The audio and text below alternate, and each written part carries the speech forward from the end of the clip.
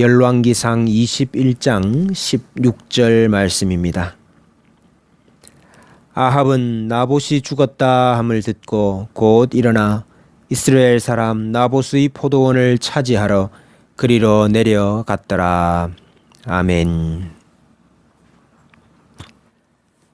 사마리아뿐만 아니라 이스라엘에도 아합의 왕궁이 있었습니다. 왕궁 곁에 나봇의 포도원이 있었는데 아합은 이 포도원이 갖고 싶었습니다. 그래서 나봇에게 제안을 합니다.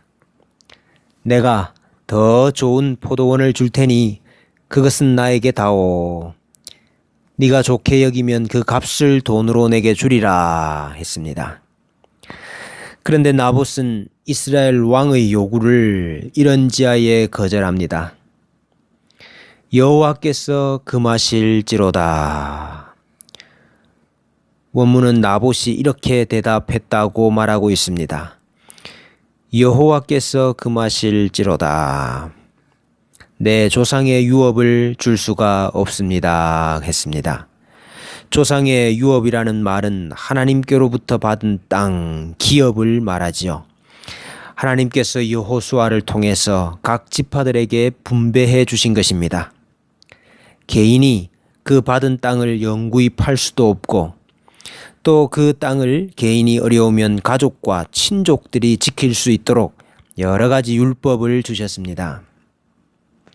신명기 19장 14절에 내 하나님 여호와께서 내게 주어 차지하게 하시는 땅, 곧 내 소유가 된 기업의 땅에서 조상이 정한 내 이웃의 경계표를 옮기지 말지니라.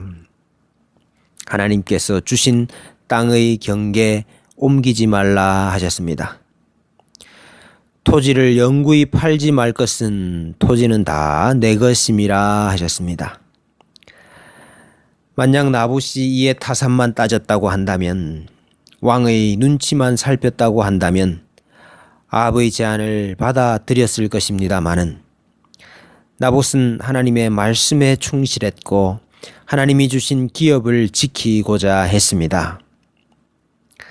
나봇의 이 거절을 당한 뒤에 아합은 궁으로 돌아와서 들어 눕습니다.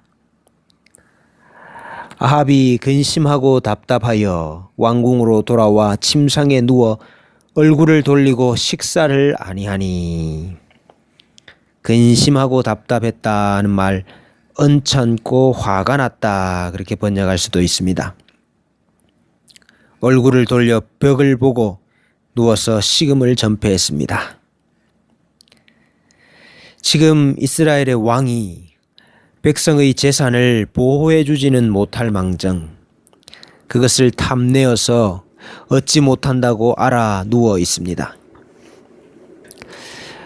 왕이라고 한다면 어떻게 이 나라를 하나님의 말씀대로 잘 다스릴 것인가, 그것을 근심해야 할 것입니다.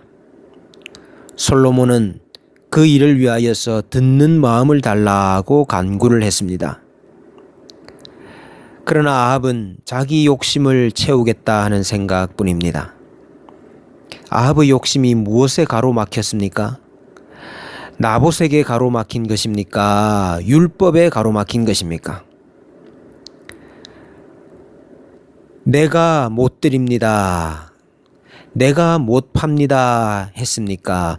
여호와께서 금하실 것입니다 라고 했습니까? 하나님의 말씀에 가로막혔지요. 율법에 가로막혔습니다. 자신의 욕심이 하나님의 법에 조촉되면 당연히 포기해야지요. 그러나 아합은 말씀이 그러니 어찌하지도 못하고 그래도 여전히 탐심은 나고 삐친 아이와 같이 행동합니다. 우리 아이들 갖고 싶은 것 갖지 못하고 사주지 아니하면 삐져서 이불을 뒤집어 쓰고 누워서 밥 안 먹는다 그럽니다. 어떻게 하면 됩니까? 이틀만 굶기면 됩니다. 그러면 자기 발로 나와서 찾아 먹습니다. 이 아합 가만히 두어야 할 터인데 이세벨이 마누라라고 남편을 챙깁니다. 왕의 마음에 무엇을 근심하여 식사를 아니하시나이까. 그러자 아합이 이세벨에게 다 고해 바칩니다. 율법에 기업으로 받은 땅은 팔 수가 없소. 그렇게 이야기를 하여야 할 터인데 내가 좋은 조건으로 포도원을 팔라고 했는데도 나봇이 내게 팔지를 않소. 그렇게 이야기를 합니다. 그러자 이세벨이 왕이 지금 이스라엘을 다스리십니까? 이러고도 당신이 왕이십니까? 그 말이지요. 식사 맛있게 하십시오. 내가 나봇의 포도원을 왕께 드리리이다 했습니다. 이세벨의 계략은 나봇에게 거짓 혐의를 씌워서 죽이는 것이었습니다. 백성의 장로와 귀족들이 이 음모에 가담하도록 편지를 썼습니다. 불량자 두 사람에게 거짓 증언을 하게 하지요. 내가 나봇이 하나님과 왕을 저주하는 말을 들었다. 율법을 이용해서 나봇을 죽입니다. 말씀을 자기 욕심을 채우는 데 악용하고 있습니다. 율법으로 나봇을 죽이고 포도원을 차지했습니다. 이세벨이 얼마나 악한지 나봇만 죽인 것이 아닙니다. 나봇만 죽이면 나봇의 아들들이 우리 조상의 땅입니다 하고 또 물려받을 것이 아닙니까? 그래서 나봇의 아들들까지도 죽입니다. 오늘 본문에는 나오지 않지만은 열왕기하 9장 26절에 하나님께서 나봇의 피와 그의 아들들의 피를 분명히 보았노라 하셨습니다. 하나님은 무죄한 자의 피 흘리는 것을 결코 간과하지 않으십니다. 내가 분명히 보았노라. 이 사건으로 말미암아 아합과 이세벨에게 무서운 진노의 심판이 떨어지게 됩니다. 우리는 아합과 이세벨이 천하의 나쁜 놈이라 욕을 합니다마는 그러나 그것이 바로 죄인의 모습임을 늘 기억해야 합니다. 무엇에서부터 출발했습니까? 욕심에서부터 출발했습니다. 탐심에서부터 출발했습니다. 왕이 얼마나 땅이 많았을 것입니까? 밭이 많았을 것이며 좋은 것을 다 누리면서 살았을 것인데 그 포도원 갖고 싶다 하는 탐심에서부터 이 큰 죄를 짓게 되었습니다. 다윗도 마찬가지가 아닙니까? 자기 집에 양이 그렇게 많은데 손님이 왔다고 다른 집에서 자식처럼 애지중지 키우는 양 한 마리 그것을 잡아 접대했다는 것 아닙니까? 우리가 무엇 때문에 머리를 싸매고 벽을 보고 누워서 끙끙 앓습니까? 우리가 바라는 바, 우리가 원하는 바, 소유하고 싶은 것, 이루고 싶은 것, 우리의 욕심과 자랑, 그것이 채워지지 않아서 앓고 있는 것은 아닙니까? 근심하고 답답한 것이 아닙니까? 우리가 하나님의 말씀과 하나님의 뜻이 이루어지지 않아서 근심하고 답답해하고 있습니까? 왕이 포도원 차지 못해서 답답하고 근심할 것이 아니라 솔로몬처럼 어찌하여야 이 백성들을 잘 재판할 수 있겠습니까? 듣는 마음을 주셔서 주의 백성들 잘 다스리게 해 주십시오.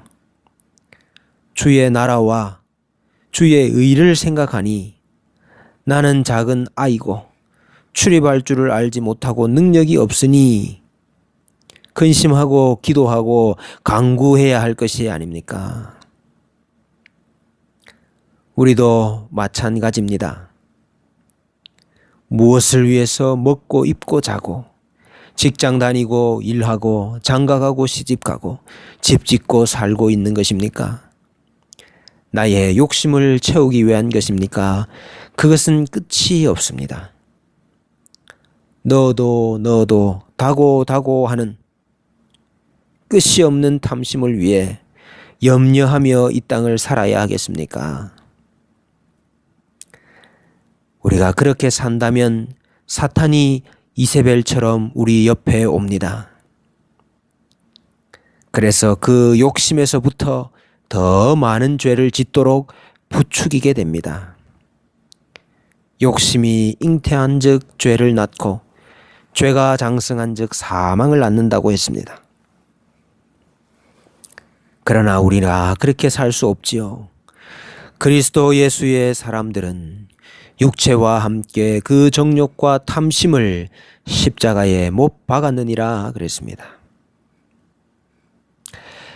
사탄이 와서 말씀을 떠나도록 만들고 말씀을 도리어 자기 이익을 위한 도구로 사용하도록 만들어서 마침내 파멸과 심판의 길을 재촉하도록 하지요. 이 세상의 헛된 탐심을 다 버리십시다.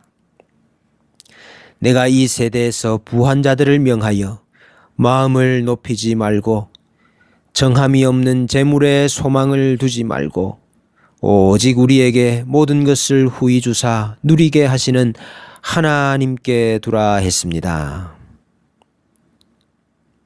아합과 이세벨의 모습을 보면서 오늘 이 아침 우리의 마음을 하나님께 두며 사십시다.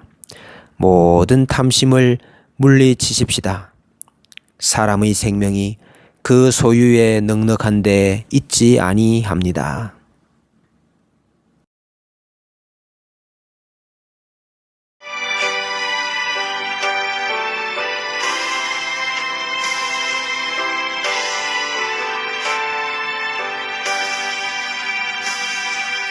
여러 해 동안 주 떠나 세상 연락을